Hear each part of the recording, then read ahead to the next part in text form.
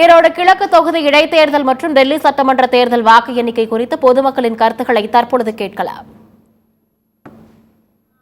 நம்ம இந்தியாலேயே எதிர்பார்த்துட்டு இருந்த ஒரு தேர்தல். ஏன்னா இதுவரைக்கும் நம்ம பிஜேபி ஆட்சியை பிடிச்சு 27 வருஷம் ஆயிடுச்சு. இந்த 27 வருஷத்துல டெல்லியில பிடிக்கவே முடியல. இப்போ இந்த வெற்றி வரலாறு காணாத வெற்றியா இந்தியா முழுமைக்குமே பார்க்கப்படுது.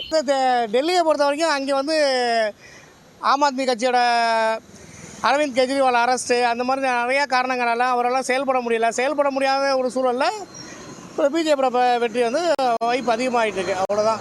அதே மாதிரி தமிழகம் பொறுத்த வரைக்கும் திமுக என்றும் திமுக தான்.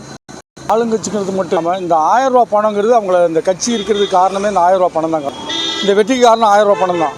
வேறு எந்த விதமான நன்மைகளும் அவங்க செஞ்சு மக்கள் மத்தியில் ஈடுபடவில்லை. எந்த வித அவங்க திட்டங்கள்லாம் நலத்திட்டங்கள் அறிவித்தது பூரா எதையுமே செயல்படுத்தலை. இந்த 1000 ரூபா பணம் மட்டுமே அவங்கள வெற்றி வாய்ப்புக்கு இழுத்துட்டு போகுது.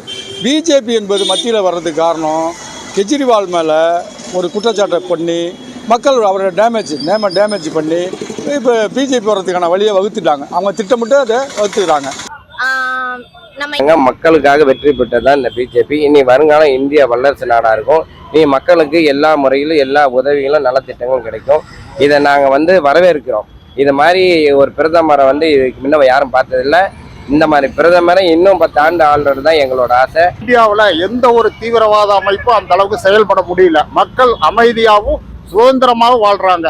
இதுக்கு மக்கள் பார்த்து ஐயா நரேந்திர மோடிக்கு கொடுத்த பரிசு இது. எல்லாரும் கேட்டாங்க, எல்லாம் இந்தியா பூரா பிடிச்சிங்க, டெல்லியை பிடிச்சிங்களா அப்படின்னாங்க.